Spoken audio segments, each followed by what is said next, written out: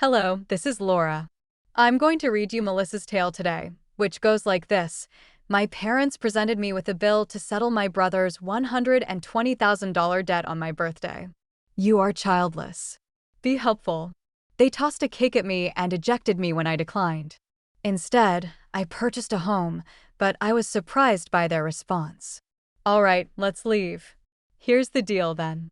I'm 34-year-old Melissa, and I was preparing for my 35th birthday. Not too wild.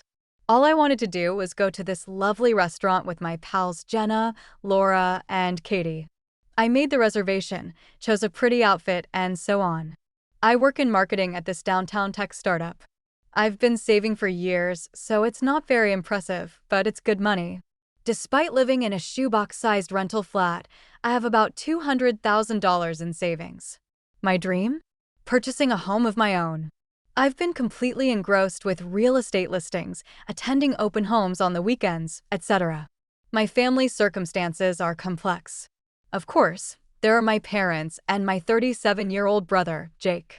Jake is married to Lisa, and the two of them have two children, Tyler, age 6, and Emma, age 8. If you understand, Jake has always been the golden child. In the view of my parents, he could do no wrong. Me? I've always felt like I was kind of there. Similar to the background noise in their idyllic family photo.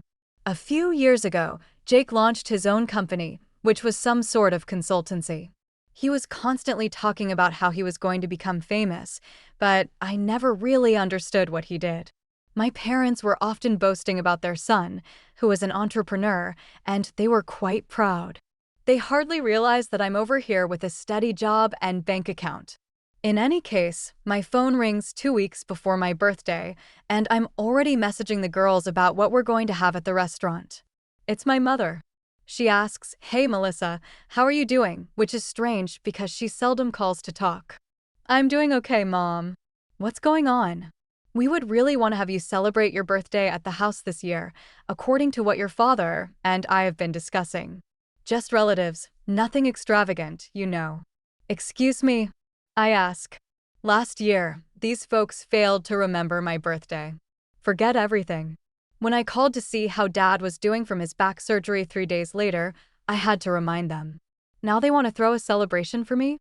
My pals and I had already made arrangements. I said to her, we're going to that new Italian place downtown. Oh, but that would mean so lot to us, Melissa. The children will be accompanied by Jake and Lisa. For once, we could all be together. When did they last care that we would all be together for my birthday? I wonder as I sat here. Usually, it's simply a brief phone conversation and, if I'm lucky, a card with $20 on it. But there was something in her voice. Like she really wanted this. And honestly, despite everything, I still wanted their approval. I know. I'm 34 and still trying to get my parents to notice me. It's pathetic, but there it is. I don't know, Mom. I already made the reservation. Please, honey. It would really mean a lot to your father and me. We want to do something special for you. After I hung up, I immediately called Laura to tell her about the change of plans. She was not happy. Melissa, girl, you know how they are. When have they ever put you first? She had a point. Growing up, every Christmas morning was about Jake's reaction to his presents. Every family dinner was about Jake's grades, Jake's girlfriend, Jake's job prospects.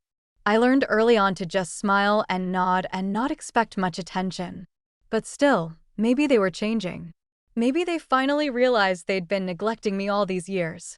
It's just one birthday, I told Laura. Maybe it'll be different this time. If you say so. But I'm keeping my Saturday night free just in case you need an emergency escape. The next 2 weeks flew by. Saturday rolled around, and I spent way too much time getting ready. I put on this blue dress that Jake's wife, Lisa, complimented once. Did my hair all nice? I picked up the cake, chocolate with raspberry filling. Cost me like $80, but it looked amazing. Driving to my parents' house, I felt this weird mix of excitement and dread. Like, what if this was finally going to be the birthday where they actually made me feel special? But also, what if it was just going to be another disappointment? Their house is in this suburban neighborhood. Nothing fancy, but it's where I grew up. I pulled into the driveway and saw Jake's car already there. Lisa's minivan, too. The whole gang was assembled. I grabbed the cake box and walked up to the front door. Before I could even knock, Mom opened it with this huge smile. "Melissa, happy birthday, sweetheart." I walked in, and I swear to God, I almost dropped the cake. The living room was decorated. There were balloons, streamers, even a big banner that said, "Happy 35th birthday, Melissa," in glittery letters. I just stood there for a minute, staring. In 34 years, I'd never seen my name on a birthday banner in that house. Not once. "Do you like it?" Mom asked, and she actually looked nervous, like my opinion mattered. "It's really nice, Mom." "Thank you." Jake came over and gave me a hug. "Happy birthday, sis." Looking good. Lisa appeared from the kitchen with Emma and Tyler trailing behind her. "Happy birthday, Aunt Melissa." We helped hang the decorations. I felt this weird lump in my throat. When was the last time anyone in this family was excited about something I was involved in? "I brought cake," I said, holding up the box. "Oh, how thoughtful." Mom took it from me. "I'll put it in the kitchen." "Come on, let's sit down. Dinner's almost ready." And that's when I smelled it. All my favorite foods, the pot roast Mom used to make when I was little, her famous garlic mashed potatoes, green bean casserole, stuff she hadn't made in years. We all sat down at the dining room table, which was set with the good china. The actual good china that usually only came out for Thanksgiving and Christmas. I couldn't believe it. Dad raised his glass. "To Melissa, happy 35th birthday." Everyone clinked glasses, and I felt this warm feeling spreading through my chest. Maybe I'd been wrong about them. Maybe they really did care. Dad was being unusually chatty, asking me about work and actually listening to my answers. Jake was cracking jokes, and even Lisa seemed more relaxed than usual. The kids were being good, telling me about school and their soccer games. Then Mom starts with the stories. "Oh, remember when Melissa was 7 and she tried to bake us a cake for Mother's Day?" she says, laughing. "She got flour everywhere, even in her hair." I'm smiling, thinking this is nice. Finally, some attention on me and my memories. "And she was so proud of that lumpy little cake," Dad adds. "She decorated it with those little plastic flowers from her toy box." Wait, that wasn't me. That was Jake. I remember because I was so jealous that he got to help Mom in the kitchen, and I had to stay out of the way. "And what about the time she caught that huge fish on our camping trip?" Mom continues. "She was so excited, jumping up and down on the dock." Again, not me. Jake caught the fish. I was the one who was too scared to even touch the fishing rod.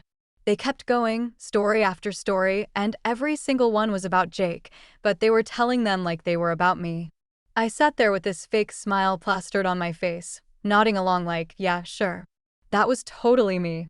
Part of me wanted to correct them, like, "Hey, actually, that was Jake. Remember? I was the one who, but I didn't." I just sat there and let them rewrite history because, for the first time in years, they were talking about me at dinner, even if it wasn't actually me. After dinner, we moved to the living room. The kids ran off to play, and the adults settled on the couches.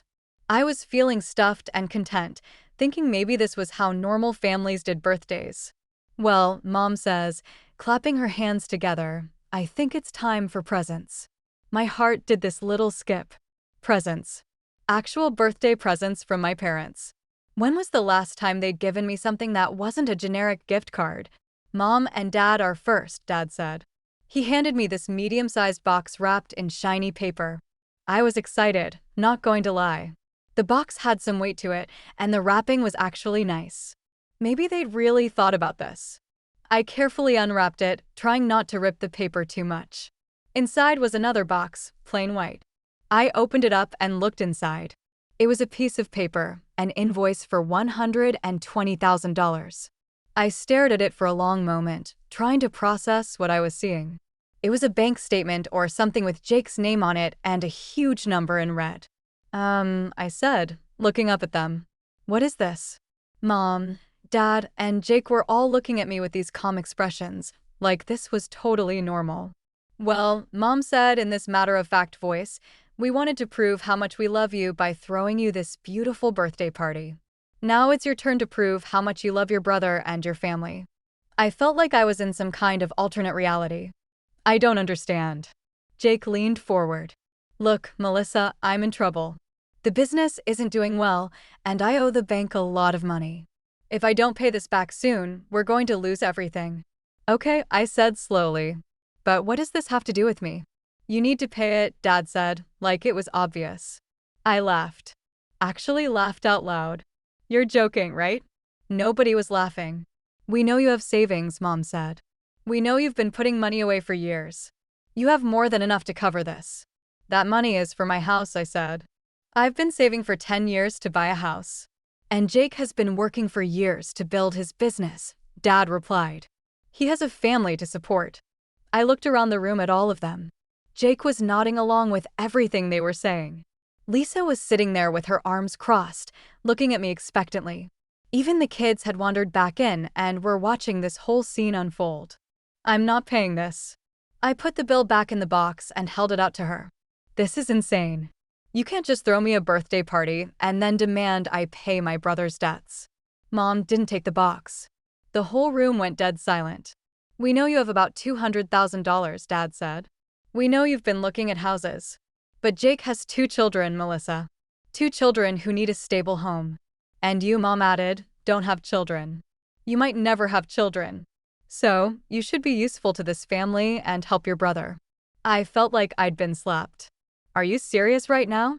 Dead serious, Jake said. I'm about to lose everything. And you're sitting on all that money for some dream house that you might not even need. It's not a dream house, I said, my voice getting louder. It's my future. It's what I've been working toward for years. Your brother's future is more important right now, Mom said coldly. I stood up, still holding the box. No, absolutely not. I'm not doing this. The temperature in the room dropped about 20 degrees. Everyone was staring at me like I just announced I was joining a cult. We're family, Lisa said. Family helps each other. Family doesn't ambush each other with fake birthday parties and then demand life savings, I shot back. Mom stood up too, her face getting red. If you won't help your brother, then you're not part of this family. Fine, I said. I guess I'm not part of this family then. I set the box down on the coffee table and walked toward the door. Behind me, I could hear Dad yelling something about cutting me out of the will, but I didn't turn around. I just grabbed my purse and coat and kept walking. As I reached for the door handle, something hit the back of my legs. I looked down and saw cake, my expensive cake, splattered all over my shoes and the floor. I turned around and saw Jake standing there with empty hands and this satisfied smirk on his face. Oops, he said. I didn't even respond. I just walked out and closed the door behind me. I drove home with cake on my shoes and this weird empty feeling in my chest, like I should have been crying or screaming or something, but I just felt numb. It wasn't until I got back to my tiny apartment and sat down on my couch that it all hit me. I burst into tears. Not just regular crying, but that ugly, shoulder-shaking kind of crying where you can't catch your breath. I was so mad at myself for falling for their act. I felt like such an idiot. I called in sick to work the next day. I couldn't face putting on professional clothes and pretending everything was fine. Instead, I called Laura. Hey, are you free for lunch? Can you meet me at Romano's in an hour? Already leaving work. See you there. Romano's is this little Italian place near my office that we go to when one of us needs emergency friend therapy. Laura was already there when I arrived, and she took one look at my face and ordered a bottle of wine. Okay, spill. What did they do? I told her everything, the decorations, the dinner, the fake memories, and then the bill. By the time I got to the part about Jake throwing the cake, Laura was gripping her wine glass so hard I thought it might break. They threw you a fake birthday party just to butter you up, and then demanded you pay off a $120,000 debt? They didn't ask. And when I said no, they literally threw cake at me. Laura sat back in her chair and shook her head. Melissa, honey, these people are toxic. Like, seriously toxic. You need to cut them out of your life. Katie and Jenna showed up about 20 minutes later. Laura had texted them, and they both left work early to come support me. After I told the story again, all 3 of them were ready to march over to my parents' house and start throwing punches. You know what you need to do? Jenna said. You need to buy that house. Show them that you're not going to let them derail your life. Exactly, Katie agreed. Don't let them win. For the next 2 weeks, my phone was constantly buzzing. Texts from mom, voicemails from dad, long messages from Jake. All of them calling me selfish, telling me I was destroying the family, saying I'd regret this decision. "You're being incredibly selfish," one text from mom said. "Your brother is going to lose everything because you won't help. How can you live with yourself?" Jake's messages were worse. "I always knew you were jealous of me, but I never thought you'd actually try to ruin my life. Lisa and the kids are going to be homeless because of you." I deleted every single message without responding. I was done, completely done. Instead of wallowing, I called my friend Rebecca, who works in real estate. "I'm ready to buy a house. Can you help me find something?" Finally, I have the perfect place. It just came on the market yesterday. She took me to see it that afternoon, and I fell in love immediately. It was this cute little 2-bedroom house with a front porch and a backyard with fruit trees. The kitchen was updated, the bathrooms were nice, and it had this cozy living room with a fireplace. "It's perfect," I told Rebecca. 2 weeks later, I was signing papers. When I got the keys, I sat in my new living room and cried again. But this time, they were happy tears. I was so excited that I posted pictures on Instagram and Facebook, just a few shots of the living room, the kitchen, and the backyard. "New house, new chapter," I wrote. Finally, a homeowner. My friends were all over the comments immediately. "So proud of you. It's gorgeous. Can't wait to see it in person." Then the family comments started rolling in. "Mom, how selfish of you to buy a house while your brother loses his home." "Jake, thanks for prioritizing your own comfort over your family. You're a terrible sister." "Lisa, I never expected this kind of meanness from you, Melissa. Those children look up to you." And then the relatives started asking questions. "What's going on? Why are you all fighting?" So Jake and mom started posting their side of the story. "Melissa chose to buy a house instead of helping family in need. Some people only care about themselves. Very disappointed in selfish behavior. They were making me look like a monster, but they weren't giving any context. Nobody knew about the fake birthday party or the ambush or the fact that they'd literally thrown cake at me. I was pissed. Really pissed. So I made another post. Since people are asking what's going on, here's the truth. My parents, who haven't paid attention to my birthday in years, suddenly invited me over for a family celebration. They decorated the house, cooked my favorite foods, and told sweet stories about my childhood. Except the stories were actually about my brother, not me. Then, instead of giving me a birthday gift, they handed me a $120,000 bill and demanded I pay my brother's business debt with my life savings. When I refused, they told me I wasn't part of the family anymore and threw my birthday cake at me as I left. The response was immediate and overwhelming. My relatives were shocked. My friends were outraged. Even people I barely knew were commenting about how insane the whole situation was. Mom commented, "You're lying and making us look bad. That's not how it happened." So, I posted screenshots, every single text message they'd sent me over the past 2 weeks. Messages calling me selfish, demanding I pay the debt, threatening to cut me out of the family. After that, the whole family turned on my parents and Jake. Aunt Carol commented, "I can't believe you would do this to Melissa." Uncle Tom wrote, "This is disgusting behavior." Even my cousin Mike, who usually stays out of family drama, posted, "Team Melissa all the way." My parents and Jake stopped commenting after that. I think they realized they'd made themselves look even worse. For months went by, beautiful, peaceful months where I didn't have to deal with any of their drama. I settled into my new house, had a housewarming party with my friends and some relatives, and just enjoyed my life. Then Saturday morning happened. I'd made pancakes, was drinking coffee in my sunny kitchen, and planning to work in my little garden. Then I heard a knock at my front door. I wasn't expecting anyone, so I looked through the peephole. My heart basically stopped. Jake was standing there with Lisa and the kids. They had suitcases, multiple suitcases, and behind them were my parents, also with bags. I opened the door, completely confused. "What are you doing here?" Lisa pushed past me like she owned the place. "Nice house, Melissa. Really nice." "Excuse me," I said, but she was already walking around my living room, looking at everything. Jake dragged his suitcases right into my entryway. We need to talk about, why do you have luggage? Lisa came back from her little tour and looked at me with this fake, sympathetic expression. Well, since you refused to help us pay our debt, the bank took our apartment. We're homeless now. I stared at her. Okay, that sucks. But what does that have to do with me? We had a family meeting, Jake said, like this was perfectly reasonable. And we decided that we're going to stay here with you until we get back on our feet. I actually laughed. You're joking. Do we look like we're joking? Mom said from the doorway. Lisa was already heading upstairs. I'm going to check out the bedrooms, see which one will work best for the kids. Emma, Tyler, come pick your room, Lisa called out, completely ignoring me. I went back downstairs, where Jake was opening his suitcases in my living room. This couch will have to go, he said. We'll need something bigger for the family room. We could put a dining table here, Mom said, looking around. Make it more functional for family meals.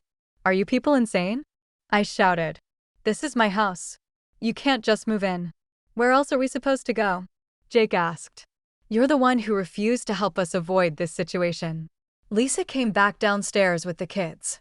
The kids can share the smaller bedroom upstairs. It'll be cozy.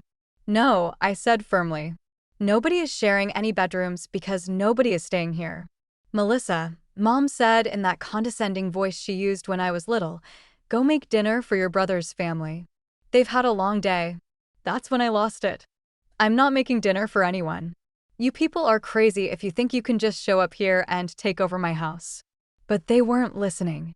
Jake was rearranging my furniture. Lisa was in the kitchen, opening my cabinets. The kids were running around upstairs. Mom and Dad were discussing where to put their stuff. I went into the kitchen and pulled out my phone. I dialed 911. Hi, I have people in my house who came uninvited and are refusing to leave. I've asked them multiple times to go. We'll send someone over. 2 policemen arrived on my home 10 minutes later. I couldn't answer it till Jake did. Using his most endearing grin, he added, Officers, this is just a family misunderstanding. The first cop inquired, Are you the homeowner? No, she is, Jake said, gesturing towards me. But we're family and we're going through a hard time. I took a step forward. My name is Melissa. I live here. These individuals arrived without invitation and are not leaving. Mom remarked, It's a family matter, as she began to cry. We just need somewhere to stay. The second cop asked me, Ma'am, do you want these people to leave your property? Yes, immediately. You heard her, remarked the initial officer. You need to gather your belongings and leave. But we're family, objected Lisa. Doesn't matter, said the cop. It's her house, her rules. Jake became combative. This is absurd. She's acting irrationally. Sir, you need to calm down and gather your things. The cops made sure they all departed, even if it took 20 minutes. Mom turned back and yelled at me as they were making their way to their cars. You're a traitor. A betrayer of your own kin. I saw them drive off while I stood there. I then locked the door after closing it. I hired a security firm the next day, and they installed cameras throughout the house and an alarm system. I was not going to take any chances. My cousin Mike informed me 2 weeks later that Jake and his family were still residing with my parents. They all seem to be unhappy, and it's rather claustrophobic. They continue to accuse me of being selfish and awful to anybody who will listen, but no one believes them anymore. According to Mike, Uncle Tom genuinely warned Jake to stop talking about how I ruined his life during the most recent family cookout, saying, You made your own mess. Stop blaming your sister. It seems that even Lisa's own parents informed her that what they had done to me was terrible. Because of the way they handled me, they refused her request for money when she contacted. For my part, I'm doing great. I adore my home. I am cultivating a veggie garden. I'm considering buying a dog, and I painted the guest bedroom. My friends frequently visit, and we have game evenings and dinner parties. Since the police incident, neither Jake nor my parents have talked to me. I have no intention of doing so. They made it clear to me who they are and how they view me. When they just regard me as a source of income, I'm done acting like we're a happy family. I'm happier today than I've been in years, which is odd. The finest thing I ever did was to cut them out of my life. I ought to have done it long ago. I'm occasionally asked if I regret not assisting Jake or if I miss them. No, is the response. These so-called lovers staged a phony birthday celebration to control me, and when I refused to give them my whole life savings, they physically flung cake at me. Love isn't that. Family isn't that. When you refuse to pay, real family doesn't use you like an ATM and then accuse you of being selfish.